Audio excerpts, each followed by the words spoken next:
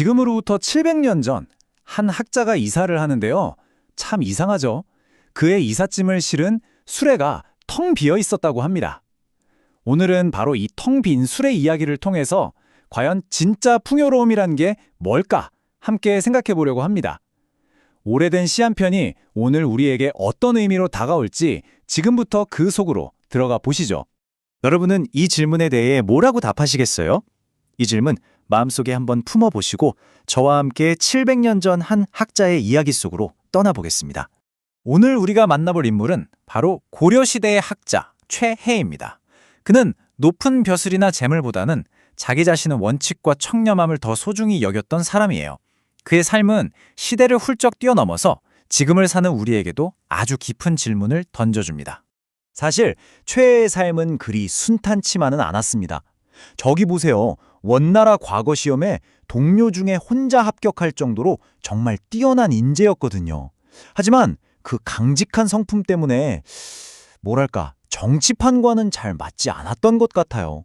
결국엔 그 화려한 길을 뒤로하고 조용히 글을 쓰는 삶을 선택하게 되죠.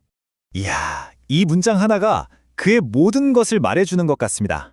심지어 스스로를 조롱, 그러니까 서투른 늙은이라고 부르면서까지 세상의 기준이 아니라 오직 자기만의 원칙을 지키며 살고자 했던 그의 굳은 신념이 느껴지시죠?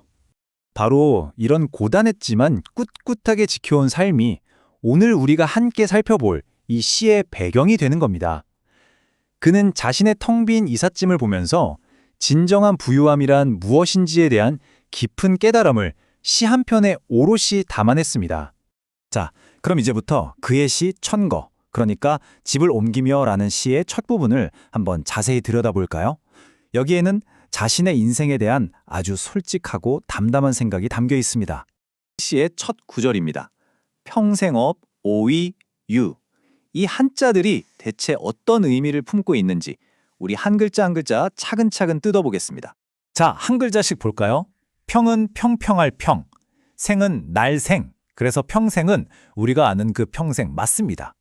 업은 일업자고요. 이는 이미 이, 오는 그르칠 오, 위는 될 위, 마지막 유는 선비 유자입니다. 이 글자들을 한번 쭉 조합해보면 과연 어떤 뜻이 만들어질까요? 이야, 시작부터 정말 흥미롭지 않습니까? 평생을 바친 자신의 길, 이 선비의 길을 잘못된 선택이었다고 말하고 있어요. 물론 이게 진짜 후회라기보다는 학문 말고는 세속적인 성공을 얻지 못한 자기 삶을 돌아보는 약간 씁쓸하지만 아주 솔직한 고백이라고 할 수 있겠죠. 이어서 두 번째 구절입니다. 시처 모신 졸차소. 여기서는 자신에 대한 성찰이 한층 더 깊어집니다. 또 한 글자씩 보죠. 시는 이시, 처는 고처, 그러니까 이런 처지에서 라는 뜻이고요. 모는 꾀알모, 시는 몸신, 모시는 자기 몸 하나 건사하는 꾀를 말합니다. 근데 그 꾀가 어땠다고 하나요? 바로 줄, 졸렬할 줄, 그리고 차, 또 차, 소, 서툴소, 그러니까 졸렬하고 또 서툴렀다고 말하는 거죠. 스스로에 대한 평가가 정말 대단히 겸손합니다.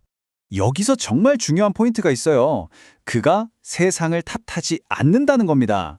내 삶이 왜 이 모양이냐고 남 탓, 세상 탓을 하는 게 아니라 세상 물정이 어두웠던 자기 자신에게서 그 원인을 찾고 있잖아요. 이건 엄청난 겸손함이자 자기 자신을 객관적으로 바라보는 힘이 있다는 뜻이죠.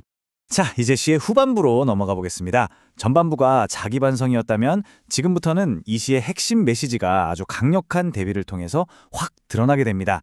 세 번째 구절입니다. 막괴 천거 모물제. 이 구절이 바로 시 전체의 분위기를 확 바꾸는 전환점이 됩니다. 막은 주하지 말라는 뜻의 말 막자입니다. 뭘 하지 말라는 걸까요? 괴이할 괴, 즉 이상하게 여기지 말라는 겁니다. 천은 옮길 천, 거는 살 거. 천거는 바로 이사를 뜻하고요. 무는 없을 무, 물은 물건물, 재는 실을 채, 즉 실을 물건이 없는 것을 이상하게 여기지 말라는 거죠. 이사하는데 짐이 없다니 대체 어떤 상황일까요? 평생을 궤도 나란 일을 했던 학자의 이삿짐이 텅 비었다는 이 솔직한 고백, 정말 인상적이지 않으세요? 자신의 가난을 숨기거나 부끄러워하는 게 아니라 오히려 너무나 당당하게 드러내고 있습니다. 그리고 마침내 그의 진짜 보물이 무엇인지 밝히는 마지막 구절이 등장합니다. 성현경전 상영거. 자, 성은 성인 성, 현은 어질 현, 성현은 바로 성인과 현인들을 말하죠. 경은 경서경, 전은 법전, 경전은 그분들의 지혜가 담긴 책, 즉 고전을 의미합니다. 이 책들이 오히려 영, 가득 찰 영, 가득 차 있다고 말합니다. 어디예요? 바로 수레 거자, 수레의 말이죠. 바로 이겁니다. 시인은 우리에게 두 개의 수레를 보여주고 있는 거예요. 하나는 세간살이가 없어서 텅 비어버린 수레, 그리고 다른 하나는 성현의 지혜가 담긴 책으로 가득 찬 수레. 그의 이삿짐 수레는 텅 비었을지 몰라도 그의 마음과 정신을 실은 수레는 그 누구보다 가득 차 있었던 거죠. 이것이야말로 재해가 말하고자 했던 진정한 부요함입니다. 그렇다면 700년도 더 된 이 시가 오늘을 사는 우리에게는 어떤 교훈을 줄 수 있을까요? 이 시에 담겨있는 삶의 지혜들을 한번 정리해 보겠습니다. 이 시는 우리에게 지족, 즉 가진 것에 만족하는 삶의 태도를 가르쳐주고요. 또 자신을 낮추는 겸손과 불의와 타협하지 않는 강직함의 가치를 다시 한번 생각하게 합니다. 그리고 무엇보다 진정한 부의 원천은 바로 지혜이며 물질적인 욕심을 내려놓을 때 비로소 내면의 평온을 얻을 수 있다고 말해주고 있습니다. 결국 진정한 부유함이란 건 내가 얼마나 많이 가졌느냐가 아니라 나의 내면이 얼마나 깊고 풍성한가에 달려있는 게 아닐까요? 오늘 여러분의 수레에는 무엇이 가득 차 있습니까? 그리고 앞으로는 또 무엇으로 그 수레를 채워나가고 싶으신가요? 700년 전 한 학자의 이삿짐이 오늘 우리에게 던지는 아주 깊은 질문입니다.